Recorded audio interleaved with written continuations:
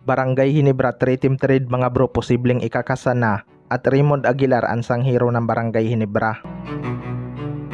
So sa huling panalo ng Barangay Hinebra mga bro, maganda nga ang inilaro ng kanilang starter, lalo na itong si Japit Aguilar at Stephen Holt. Pero hindi nga masyadong nabigyan ng pansin at credits itong si Raymond Aguilar. Hindi man ito umiscore ng malaki mga bro, pero yung kanyang hustle ang isa sa mga dahilan kaya na-maintain nila ang kanilang lead, lalo na noong dumikit na ang Inlex Road Warriors. Ansang hero talaga ng Barangay Hinebra tong si Raymond Aguilar dahil lagi nga itong handa kapag kinakailangan ni Coach Timcon ang kanyang tulong. Malaking bagay talaga yung napagpahinga niya si Japit Aguilar para ma-reserve nito ang kanyang energy sa second half. Hindi lang talaga masyadong nabibigyan ng minuto itong si Raymond Aguilar mga bro, pero hindi niya sinasayang kapag binibigyan siya ni Coach Timcon ng pagkakataon.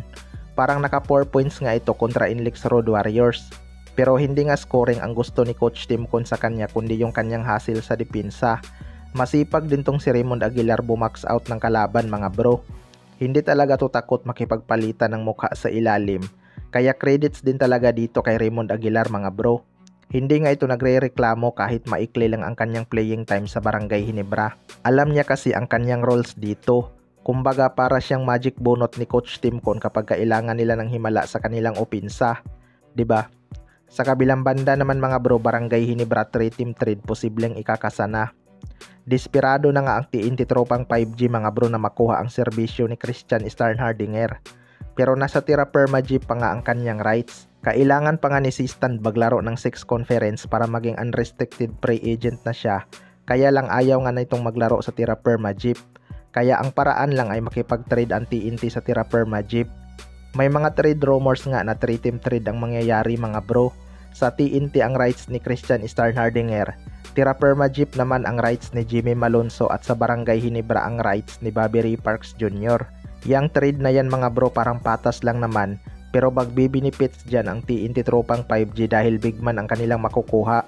Samantalang malulugi dito ang tira perma Jeep dahil hindi natin alam kung pipirma si Jimmy Malonzo sa kanila. Si Bobby Ray Parks Jr. naman mga bro, siguradong pipirma naman to sa Barangay Hinebra dahil dream team niya nga ito.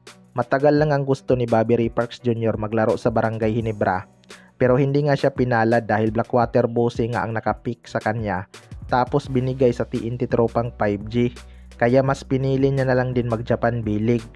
Pero inaasahan ngang babalik siya sa PBA kapag nakuha siya ng Barangay Hinebra mga bro. Marami na din kasing B-League boys ang gusto nang umuwi sa Pilipinas.